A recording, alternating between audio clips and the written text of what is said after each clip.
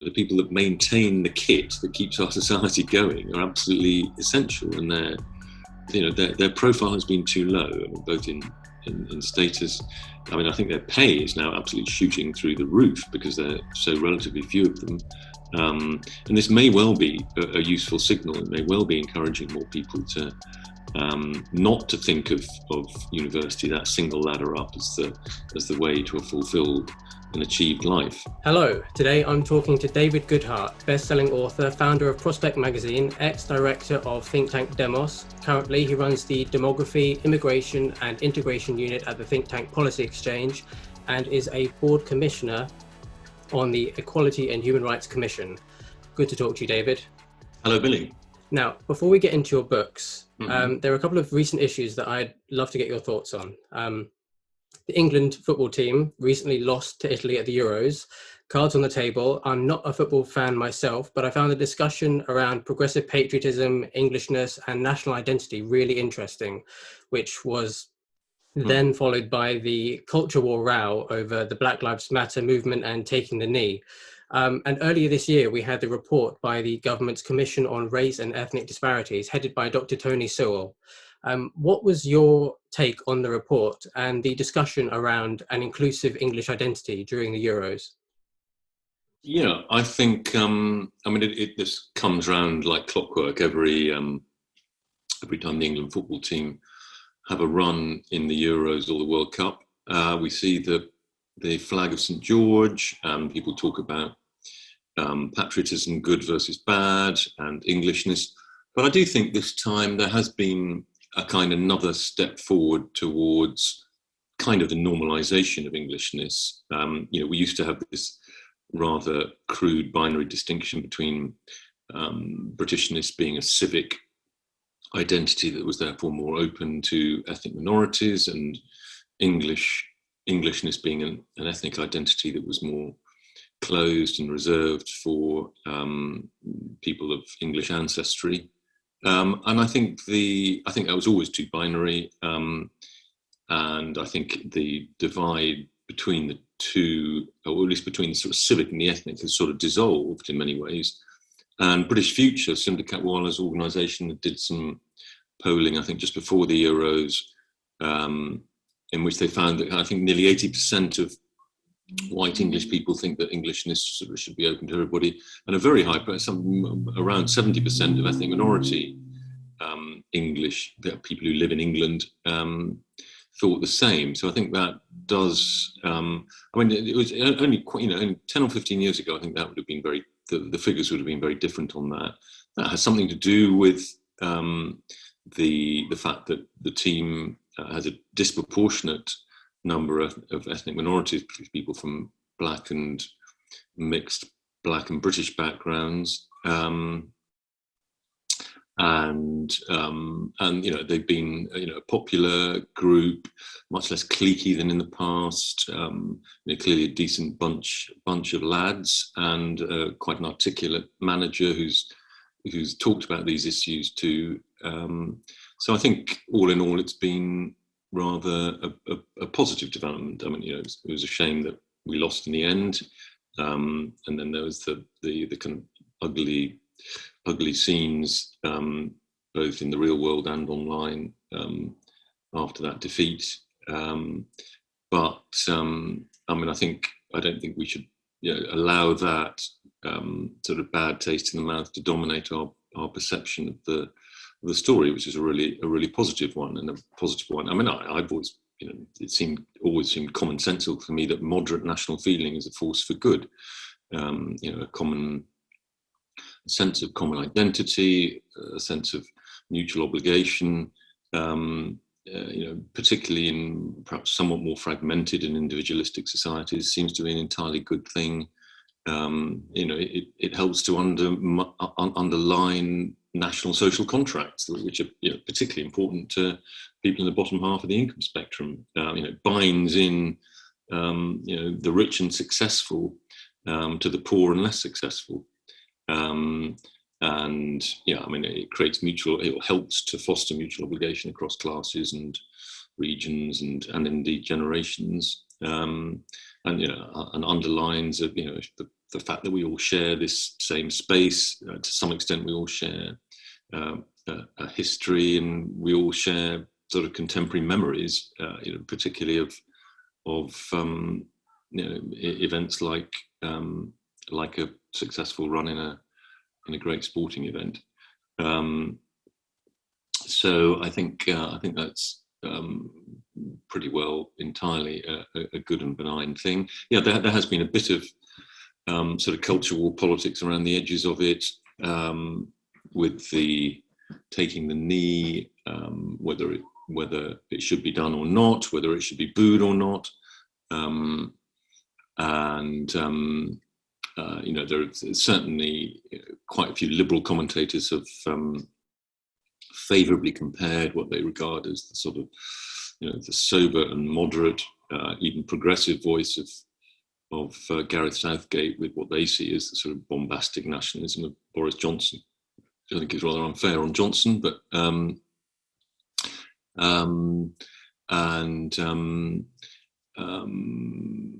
think I don't think most people have been listening that closely to the kind of noises about the culture wars, and I think Kwasi Kwarteng today was sort of saying that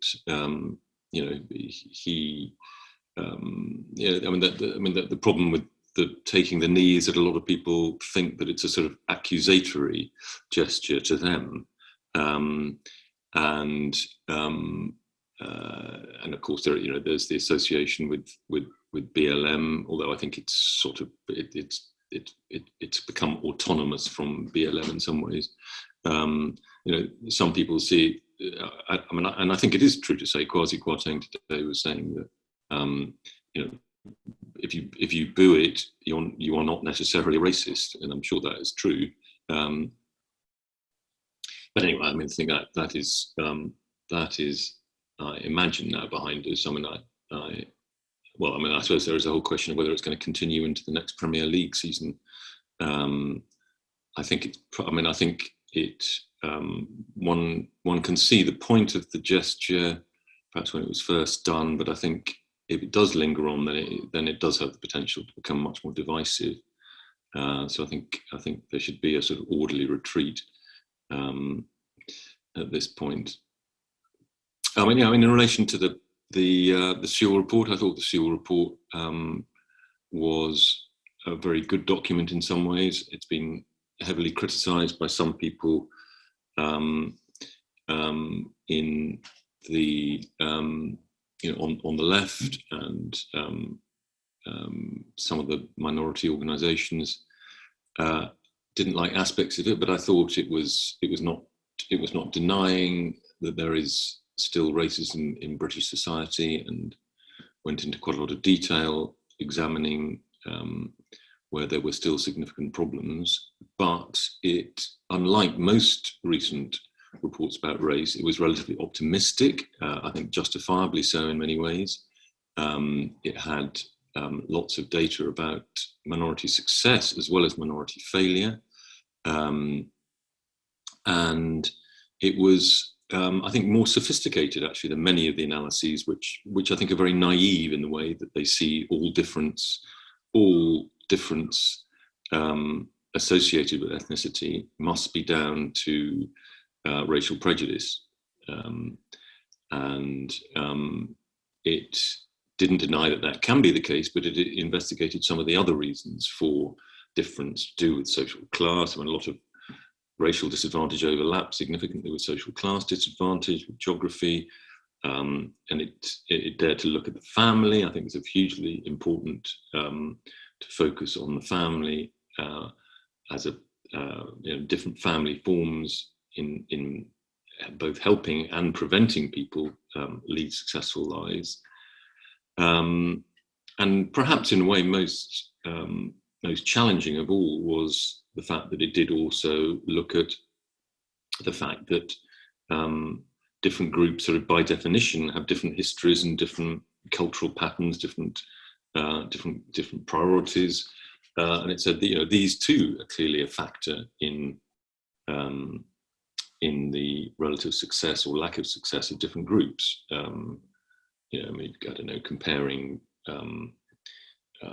Chinese outcomes in education with, say, Black Caribbean or indeed poor white outcomes. I mean, how can you not look at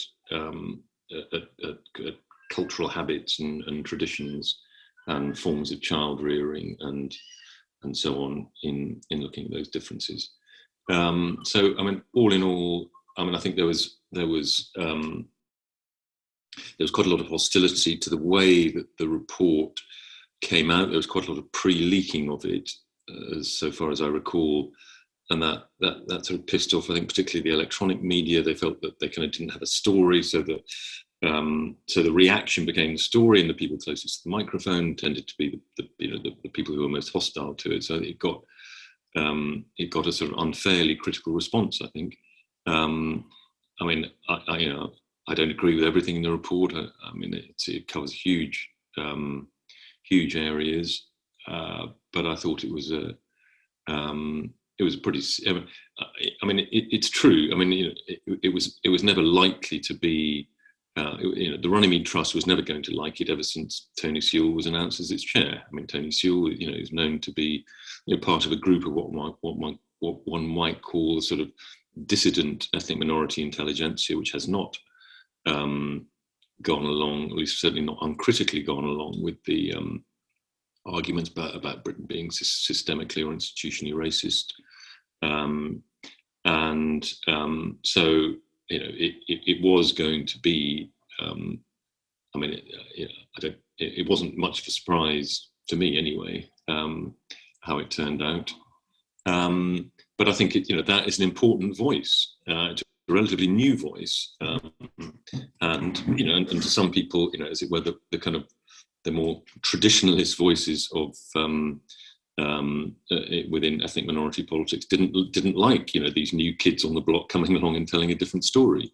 I mean, even though I think their story is in many ways a more persuasive one and backed by better evidence than the kind of the relentlessly negative idea that Britain is as racist as ever. It's just more subtle, and I mean, you just have to look at the data, whether it's on outcomes in education, outcomes in the economy. I mean, I can't remember if this was in the Sewell Report or not, but the membership of the highest social class in Britain is now, I think, 16% ethnic minority and just 13 or 14% white British. Now, it is, it's true, there are still groups that are unsuccessful, that tend to cluster at the bottom of the spectrum in lots of outcomes. Black Caribbeans do even slightly worse than the white British in the education system. Black Africans, on the other hand, are doing far better. They're far less likely to be excluded from school too. People often focus on high levels of exclusion of Black Caribbeans, assuming this is a kind of anti-Black prejudice, but that is belied by the fact that fewer Black Africans are excluded from school than white British pupils, and so on. And but I think it came up with with some quite sort of nitty-gritty proposals. They weren't particularly headline grabbing, which is again perhaps why the critics were able to sort of hog the headlines. But I think it's painted a more accurate picture than most of its predecessor reports. It was also very wide-ranging. I mean, a lot of the reports we've had in recent years have tended to look at one thing or another, the criminal justice system or school exclusions or whatever. So it was sort of ambitious and big picture, and kind of in a way, like I say, it sort of represented the voice in some ways of more successful ethnic minority Britons. I mean, I think 9 out of 10 of the commissioners were ethnic minority. They were actually disproportionately Black. The very successful groups, British Chinese, British Indians, were not. I'm not sure they were represented at all. among the commissioners. But yeah, I mean, I would recommend it. It is definitely worth reading. I mean, not many people have read it. Most people have made up their mind. Like I said, I mean, people in some of the race organisations just knew from the start, given who was chairing it, what the outcomes would be. But I think actually some of those people might be pleasantly surprised if they read it. I mean, it went into great detail on things like stop and search. It was also more honest than many previous reports have been on those subjects. I mean, looking at disproportionately high levels of crime, violent crime, including murder, amongst the ethnic minority, particularly inner city black communities, that are disproportionately affected by stop and search. I mean, this doesn't come out of the blue. Stop and search is focused in those areas of high levels of crime. And I mean, it didn't go particularly into the reasons for those high levels of crime, but often stop and search is discussed in a vacuum, as if it's just the police like stopping black kids. It doesn't happen in a vacuum. It happens for a reason. It doesn't always happen in the way that it should, and there were some detailed proposals about building in more community oversight into how it happens. Really important suggestions, I think, about creating greater ethnic diversity in the police force, which, I mean, particularly the Met in London, which is very unrepresentative of the city that it is policing. So yes, I mean, I was happy about the England run. I was happy about the kind of normalisation of Englishness, and I think the Sewell Report, while of course imperfect, was it painted a truer picture, I think, of what is happening in Britain than any other report that I've read in recent times. Your two most recent books, The Road to Somewhere and Head, Hand, Heart, they both share the aim of understanding the post-2016 cultural and political landscape and how we got here.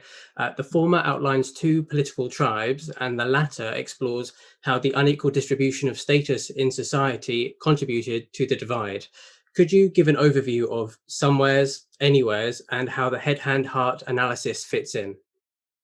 Yeah, I mean, you're kind of right to take them together. I mean, the two books sort of, or the second one sort of grew out of the first one. The first one, The Road to Somewhere, the story of the kind of new value-based education, really, education-based value divide sort of led to our kind of new, somewhat more culturally oriented politics, was written in the course of 2016. Indeed, it was kind of bookended by Brexit and Trump. I mean, I started writing it in, I think, May 2016. We then had Brexit, which, like most other people, was a surprise to me. I mean, I voted Remain, although I was, I thought we should respect the vote. So, and I'm happy that we have. But I finished it just after Trump was elected in the end of November, and it came out, I think, in March 2017. So to the extent that it did well, I think it did well partly because of the timing. It was one of the first books to come out with a sort of general explanation for these great upsets to our politics. I also coined these phrases that, to describe the two main worldview value groups that I located. I didn't invent them. I had my nose in the British Social Attitude surveys and lots of other opinion and value surveys, mainly about the UK. I mean, the book is based on the UK, although I think a lot of it applies to other rich countries like us. But I did invent the labels, which struck a chord. I talked about the people who see the world from anywhere and the people that see the world from somewhere. The first group, 20, 25, 30% of the population, almost invariably graduates. They tend to value mobility, partly because in this country, because we have overwhelmingly residential universities, most of them have been mobile in their own lives. They've left home left London at 18 and gone to live in Manchester, and might have then stayed in Manchester after university and worked up there or whatever. It's quite a common pattern. So people in this group are quite comfortable with mobility. Mobility, openness, autonomy tends to be quite an individualistic group, even those on the left, which is partly because, borrowing another couplet from an American, a late American sociologist called Tucker Parsons. He, looking at the question of human identity, he talked about achieved and ascribed identities, and anywheres have overwhelmingly achieved identities, meaning they have a sense of themselves as derived from their own achievements. They've done well at school, they've gone to university, they have a more or less successful sort of cognitive professional job, and they have a kind of sense, perhaps a slightly almost sort of narcissistic sense of being their own creations. But it does mean that their sense of themselves, their identity is sort of portable. They can live in the edgy inner city without feeling uncomfortable, because it's quite an individualistic identity. It's not particularly linked to group and place. The other group, on the other hand, the people who come from somewhere, who tend to be a larger but less influential group than the anywheres, perhaps around 50% of the population. They tend to have other priorities. They tend to be much more rooted, less well educated, valuing familiarity, security. Of course, they like many of the same things that anywhere people like too. They like to travel abroad. They like to. They're often not particularly conservative, at least in the sense that they're likely to. They're not likely to be particularly religious. Not likely to be particularly abstemious when it comes to sex and drugs and rock and roll. But they tend to have, back to this ascribed achieved identity spectrum, they tend to have much more, the ascribed element of their identity tends to be much more important to them. And what that means is that an ascribed identity simply means that those things about yourself you can't really change, that are kind of inherent to you. You're white, you're white, male, British, working class, Geordie. You come from a certain place, you do a certain kind of job. And of course that can change in the course of a life, but it often doesn't. It means if you have an ascribed identity, it's much more likely to be bound up with a particular group and place. That means that somewhere identities are much more subject to being discomforted by change, by rapid change, particularly.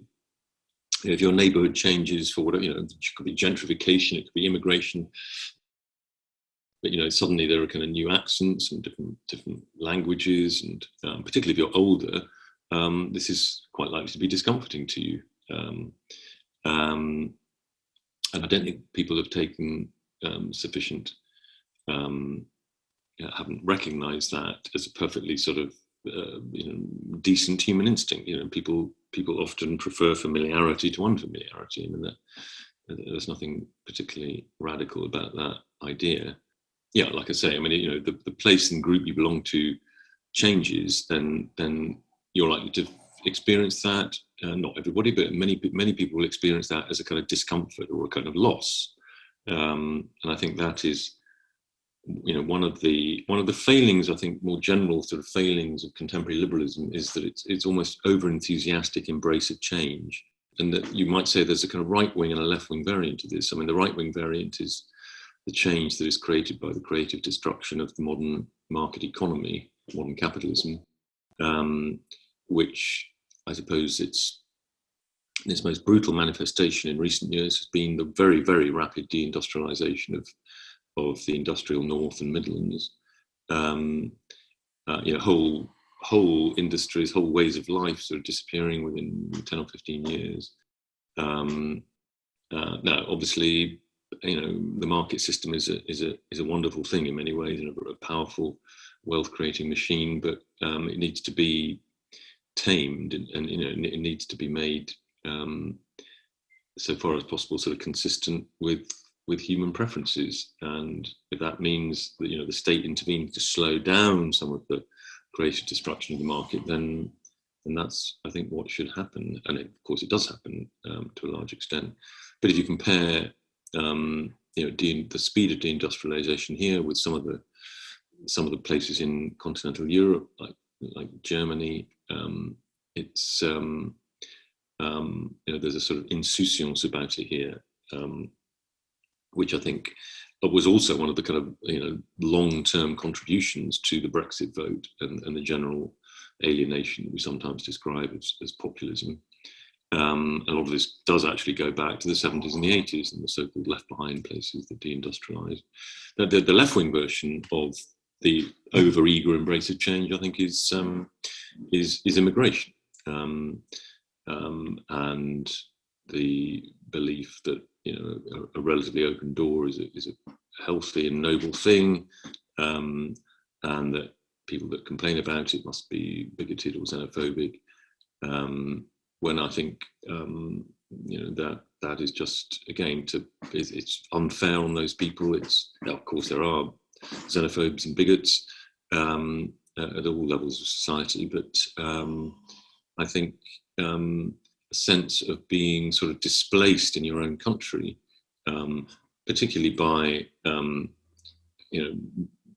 more successful minorities who often sort of come in and leapfrog over the least successful white groups. In America, you've had the same thing with American blacks feel kind of leapfrogged over by many of the groups, like Asian Americans and so on, who've come in recent years. And like I said earlier, I mean, it's often people in the bottom half of the income spectrum who can need the national social contract most, and immigration, if it's too big and it's too quick, can often make people, as I say, sort of feel displaced in their own society. I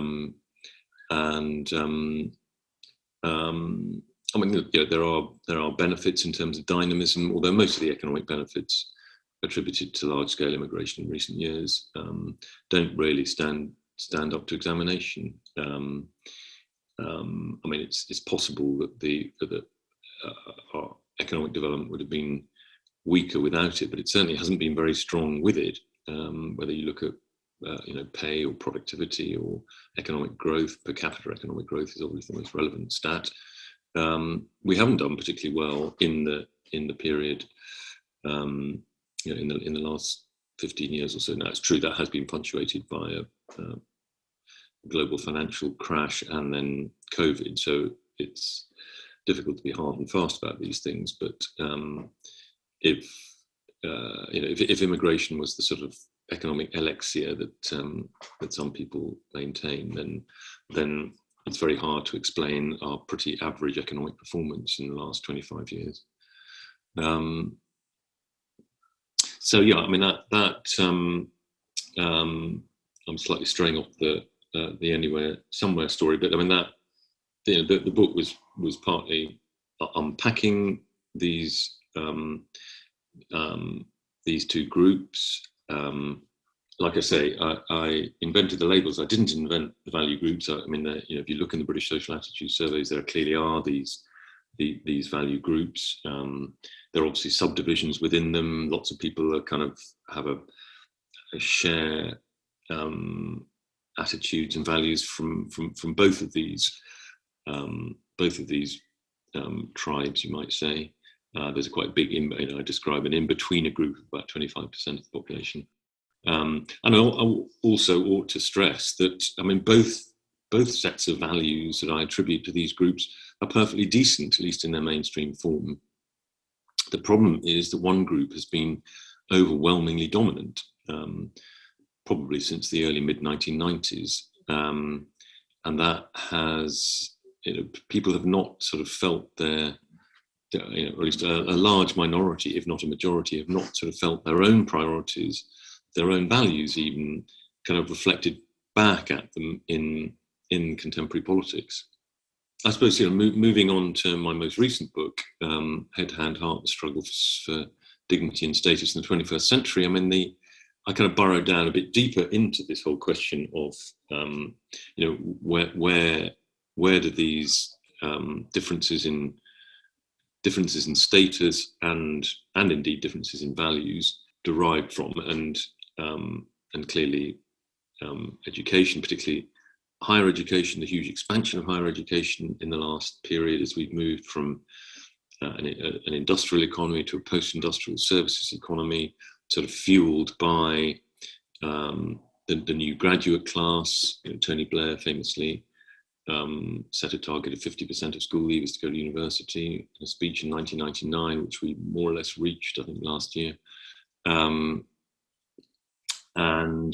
how that has contributed to a very strong sense that we have kind of downplayed the contribution and the value of other forms of human aptitude, other forms of human intelligence, even relative to the kind of exam passing cognitive analytical intelligence. Absolutely vital though that is, and obviously we need clever people. We saw it in the pandemic. Our amazing medical science base, which was able to come up with these vaccines very quickly. Although we came up with vaccines even quicker in 1957, according to the historian Neil Ferguson. But nonetheless, I mean, we have great research universities. That's a great asset to the country. I mean, I'm not anti high intelligence at all. What I am anti, though, is the assumption that there is only one form of intelligence that matters, and that somehow magically, the more kids we squeeze into university, even kids who are not particularly intellectually able or curious, or that somehow this is going to make our society better, our economy more efficient, our research base bigger. There's absolutely no proof of that at all. It's only ever a very, very small number of people that create new knowledge, whether it's in the sort of scientific or technical or indeed the humanities. And just pumping more and more people into higher education is not going to improve things. Indeed, I think we've long since reached the point of diminishing returns. And you can see that in all sorts of ways, in the declining graduate income premium, except for those at the very elite universities. You can see it in the fact that about a third of graduates are still not in graduate employment 5 to 10 years after graduating. And I think this has been very damaging in creating a sort of crisis of disappointed expectations. I mean, it's I think some other writer has talked about elite overproduction, that a lot of people expect go to university. They feel they've done everything that was asked of them. They may be from lower middle class or working class backgrounds, first in their families to go to university. Their parents are proud of them. They've done what their teachers asked. They've worked hard. They've gone to college. They come out and they're not getting the high status, high paid employment they expect, because we have reached what I call peak head. The system is simply not producing those kinds of higher professional and managerial jobs in the same proportion that it used to. We had a big expansion of it from the 70s through probably to the 2000s, and that has plateaued out. If you look at the top two social classes in the sort of standard occupational schema are higher and lower professional and managerial class. That figure, the proportion of the adult population in those two occupational categories in the year 2000 was 35%, perhaps surprisingly high, but it's 35%. Last year, the figure had risen by 2 percentage points, it's now 37%. So, I mean, it is still increasing very slightly, but it has slowed down dramatically. And this is even before artificial intelligence comes along to wipe out quite a large proportion of the sort of middle and lower cognitive jobs that our university system expanded to produce the workers for. So I think that's all going to, and meanwhile, of course, we have these huge skill shortages in hand and heart areas. I mean, obviously head, hand, heart is an artificial distinction. One or two of the reviewers of my book rather irritatingly didn't didn't note that I had noted this a few times. Perhaps I should have noted it more. I mean, obviously, everything we do, I mean, you know, what we're doing now is a combination of the kind of cognitive and the emotional and the embodied. But I mean, it's still, I think, a relatively useful rule of thumb to signify, you know, which kind of aptitude dominates a particular section of the labour market, and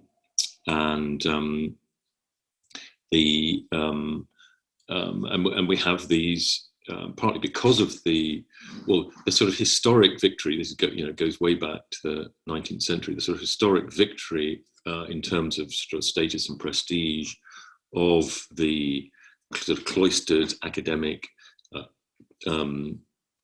sort of Oxbridge model.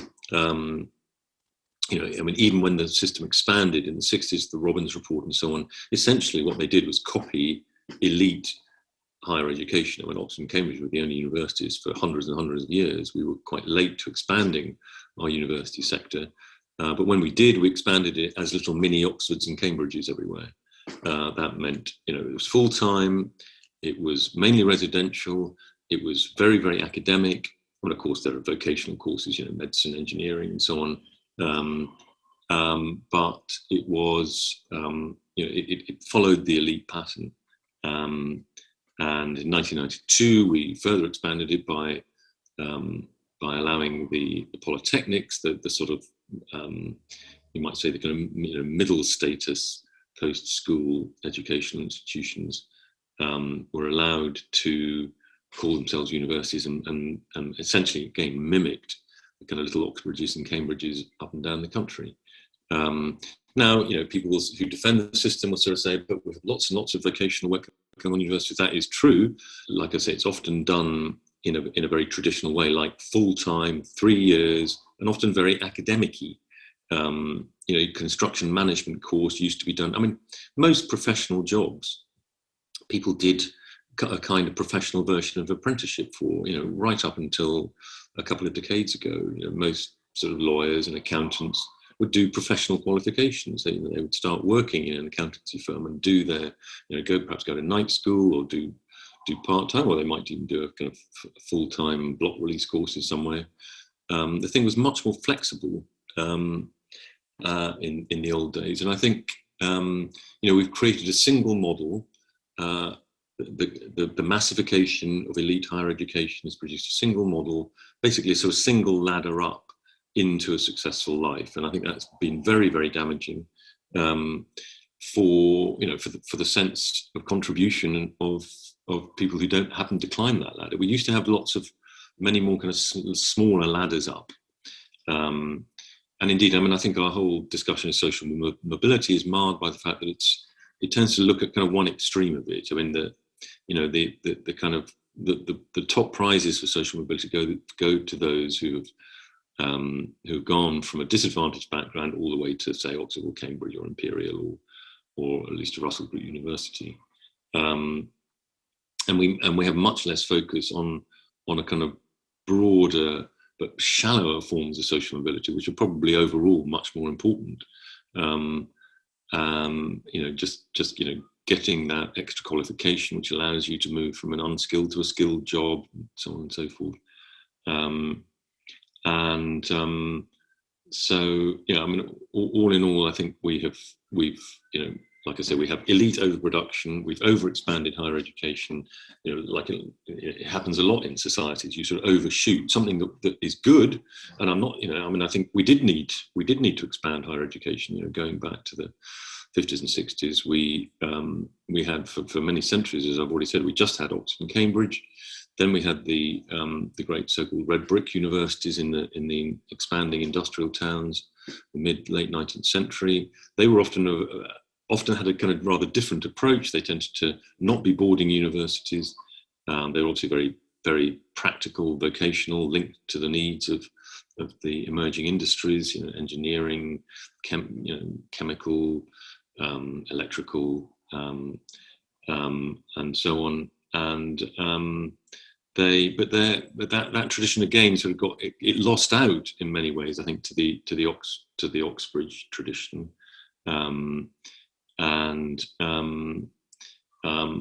as I've already said, when the Robbins report came along in the 60s, you saw the same thing again. And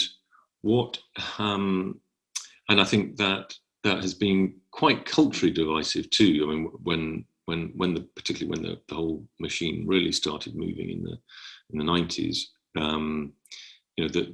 the dividing line between those who go and those who don't became, I think, much more divisive in a way. I mean, as I said in my book, I think that it's what I call the sort of 15-50 problem. When 10 or 15% of the people in your class or school or even your town go on to higher education, you don't, it doesn't feel like a blow to you, particularly you go and work in the local office or factory and life goes on. If 50% of people in your class or town or school do that and you don't, then you might well feel, unless you're very resilient, you might well feel that you're kind of a second-class citizen in a way. Particularly in a country completely dominated by graduates, whether parliament, media, civil service, all the elite institutions. And as I say, meanwhile, we have these huge shortages in the so-called missing middle, the higher technical skills. I think only something like 4% of British adults have a higher technical qualification compared to about 12 or 15% in Germany. It's the kind of white-coated lab technician type jobs, and I actually think at one point in the Corona crisis, we had I think we had a kind of shortage of people who are able to do the often quite routine but absolutely vital work that is done sort of beside and alongside the more kind of cognitive analytical work. But those sort of there used to be HNDs and HNCs, which produce the people with the skilled trades qualifications, and these things have completely fallen off a cliff. I mean, it's just a few thousand people. It used to be hundreds of thousands a year. Now it's just a few thousand. And I mean, so technology is partly stepping in here, but in many places it can't. The kind of the people that maintain the kit that keeps our society going are absolutely essential, and their profile has been too low. I mean, both in status. I mean, I think their pay is now absolutely shooting through the roof because there are so relatively few of them. And this may well be a useful signal. It may well be encouraging more people to not to think of university, that single ladder up, as the way to a fulfilled and achieved life. And I think you're seeing signs of that already. The SMF just the other day, Social Market Foundation think tank, came up with an opinion poll saying that parents now would actually prefer their children to have a vocational qualification to a university degree. The sense of diminishing returns for university degrees, unless, like I said, unless you're really super bright and you're going to a really elite institution.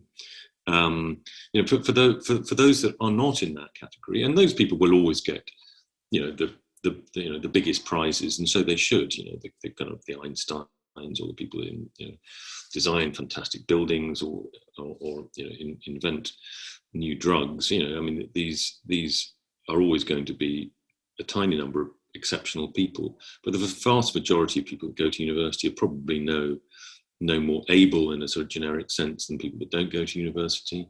It's just that they have performed slightly better along one path of ability, and we've neglected both the middling technical skills, but also, of course, the caring functions. We have a crisis of recruitment in nursing. We have a crisis of recruitment in care homes. That care homes have 50% turnover of their staff every year. I mean, it's quite extraordinary. Now, I mean, that can partly be dealt with by just finally getting round to reforming social care and paying people better, having much better career structure, because it's a very fragmented industry. Lots of little care homes, little chains operating 3 or 4 care homes in, I don't know, Cirencester or somewhere. But we need, and actually the pandemic, I think, is nudging us in the right direction in a lot of ways, including in this respect, that the status of care jobs has undoubtedly risen,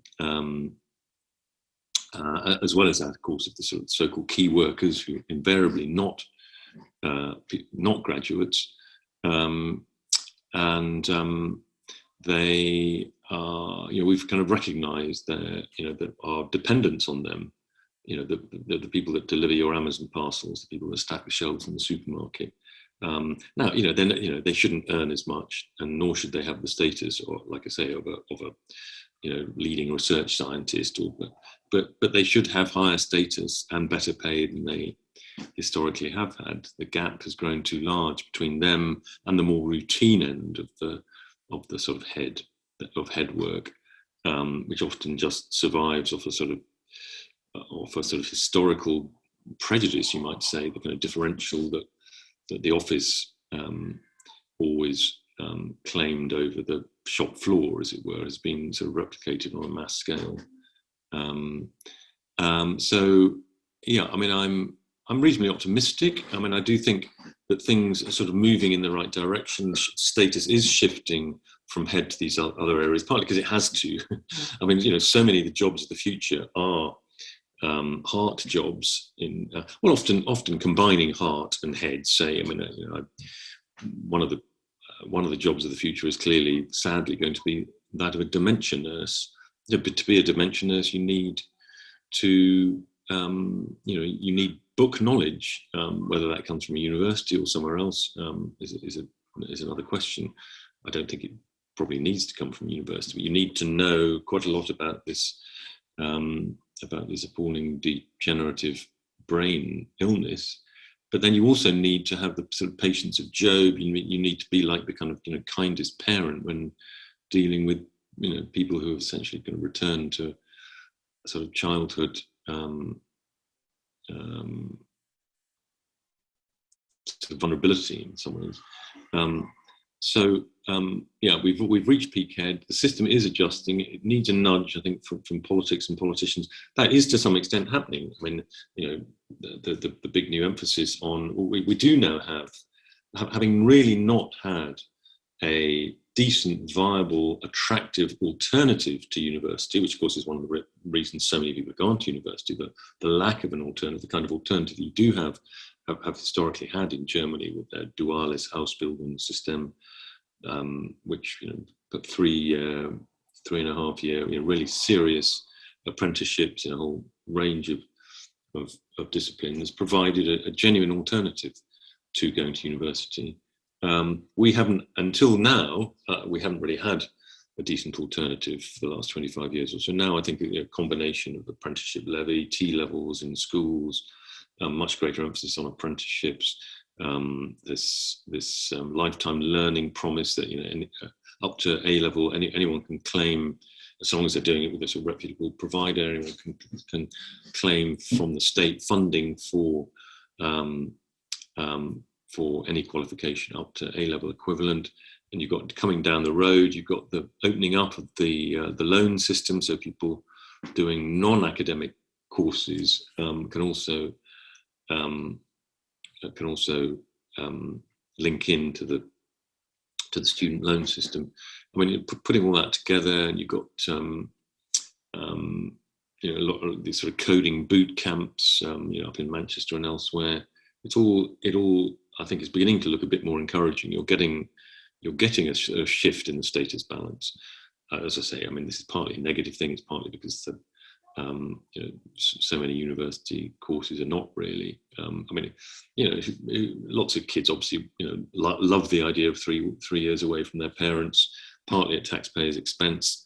Often having a good time, and if you believe the statistics, they're not remembering very much of what they learned at university, unless they're doing very vocational courses.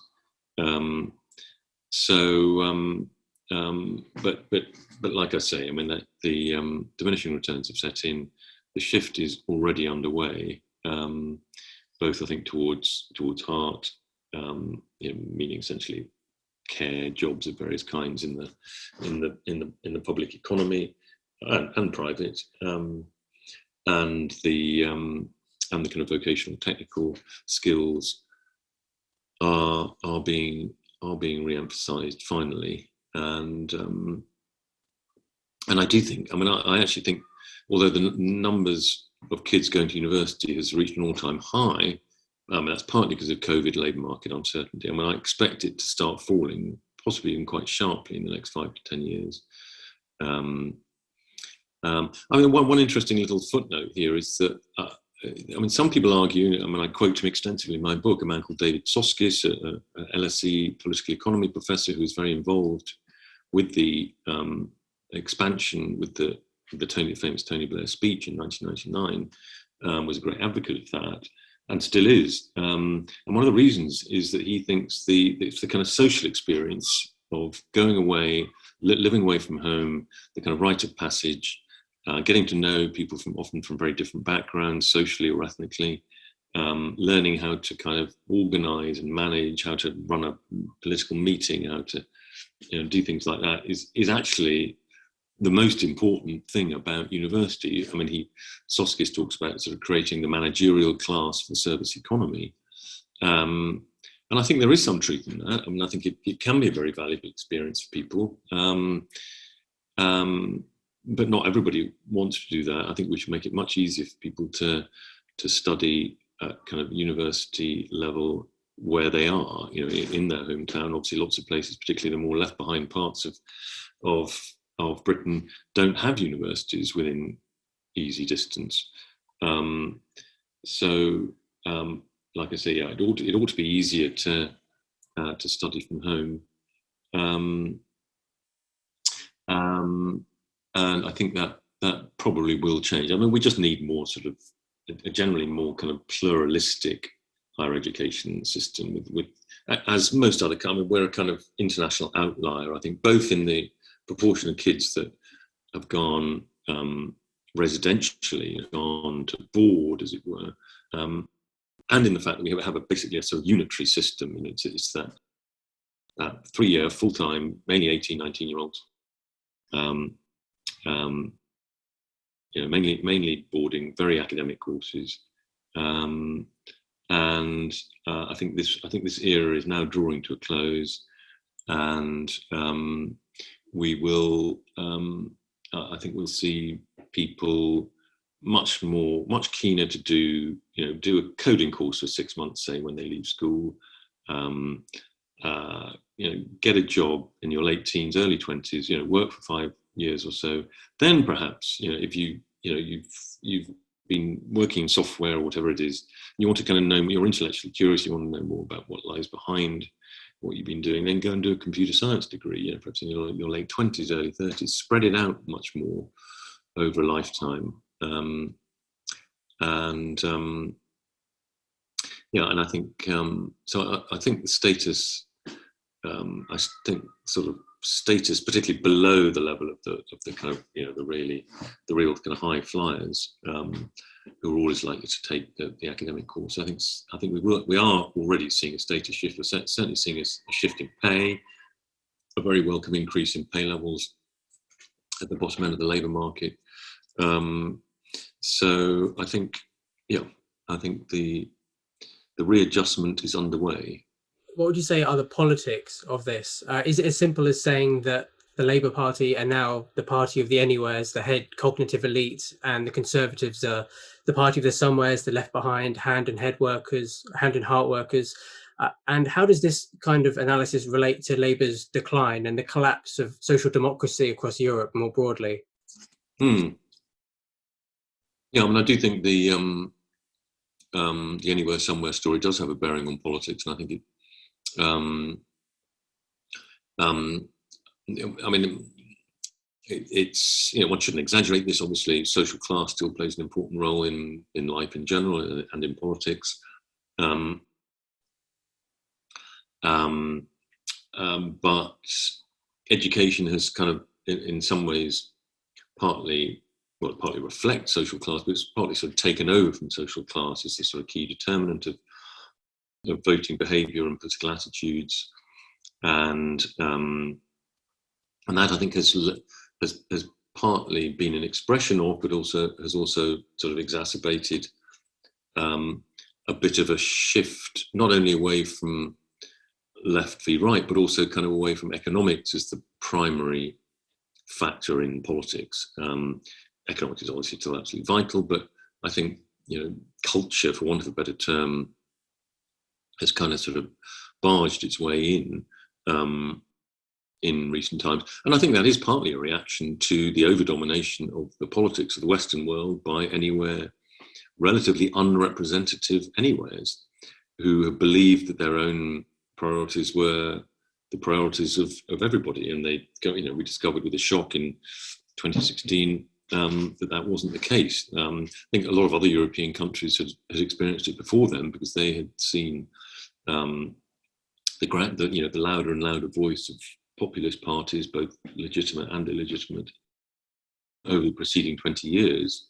From many European countries, populist parties have been in government coalitions. They're part of the landscape. Indeed, it may actually be one of the cases for proportional representation, which tends to be the norm in continental Europe, that you can, it allows you to sort of absorb the populist voice into politics. The kind of obviously there's no direct overlay between sort of being a somewhere and being a populist, although I suspect most populists would have sort of somewhere-ish values. But yeah, so we've had the social democratic parties of Europe, including the Labour Party in Britain, have essentially been taken over by liberal graduates, and their activists, their MPs. I mean, the whole culture of the party. Most political parties are dominated by graduates, not just parties of the left. Perhaps the Tory party somewhat less, or certainly retains perhaps a closer connection to the attitudes and values of non-graduates. And I think there was a time it looked as if the kind of the liberal graduate surge was going to sort of take the whole country with it. I mean, in the sort of new Labour years, perhaps 97, and everything that was going to go along with that, the big expansion of higher education that was already in train, the shift from industry to services that was already obviously been underway for decades already, but that sense that this was the future. I don't think we've, I think politics has pushed back against that, against the dominance of a certain kind of liberalism, and sometimes it's the pushback, it tends towards the illiberal. I think most of the time it doesn't. It's a kind of perfectly legitimate and reasonable pushback, saying, slow down change, slow down immigration, be a bit more respectful of traditional values and so on and so forth. I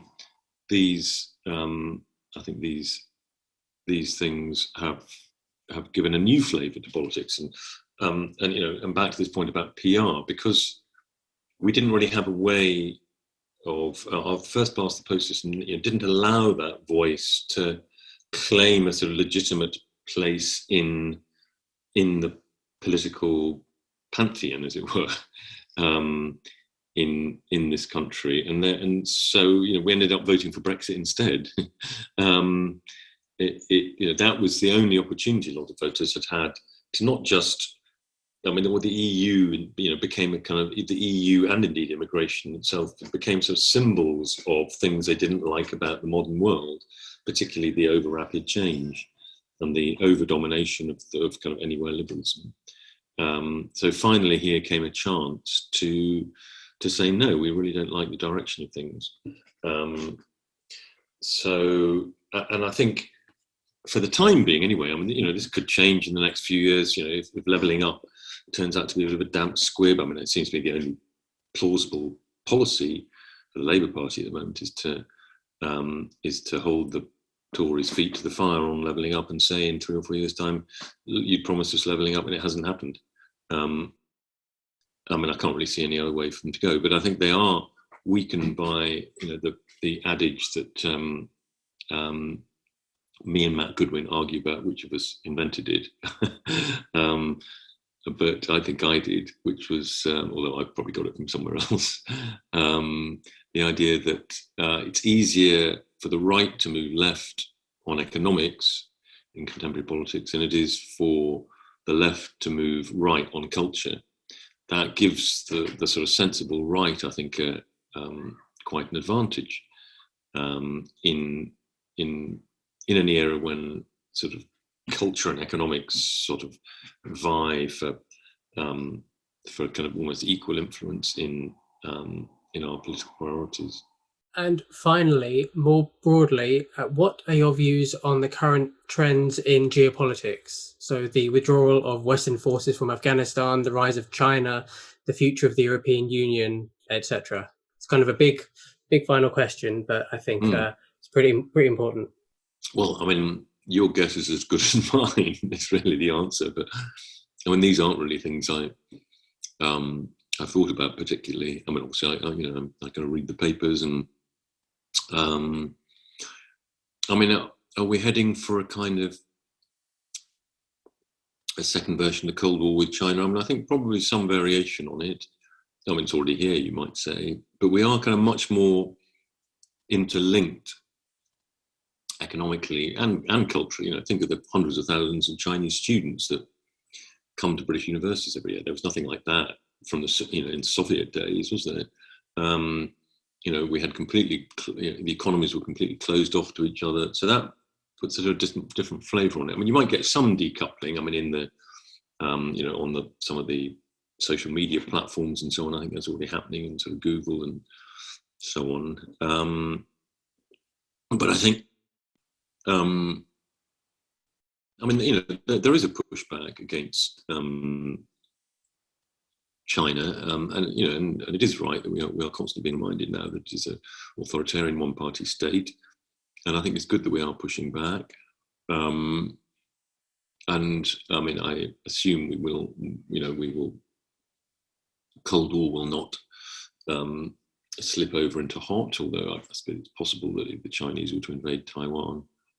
I think the interesting question that we kind of we don't pay enough attention to is just what is happening with kind of overall global development. Are we going to see say in 100 years' time, a really reasonably equal world everywhere? Is Africa finally going to take off? People have been promising this for many decades, and outside one or two pockets still doesn't really seem to be happening. But are we going to see much of the rest of Asia really taking off? Because I mean, obviously the narrowing of global inequality has been very much driven by China and to a lesser extent India, and presumably that will continue. But there's Africa, there's Latin America, there's Central America. Because we kind of know what the kind of ingredients of success are in terms of sort of rule of law, a state that's neither too strong nor too weak. Support for business in a limited way when trying to compete with more developed countries, but then trying to wean oneself off kind of subsidy support and so on. We kind of know more or less, but it's just history and social structure sometimes make it very difficult to implement what is kind of known to be the case in the history of development. I mean, I think the European Union is going to struggle. I think we would have probably left in another 5 years if the vote had gone narrowly the other way in 2016. Because I do think we do place a greater value on democratic accountability, I think, than many other nations, particularly smaller nations that have perhaps had more authoritarian cultures of various kinds, where people don't expect to say, even the kind of ruling classes don't really expect to say in how. But we've been lucky enough to be a dominant nation that once set the rules itself, and even though we don't set the rules any longer, we kind of expect to have some say over the people in our society who do.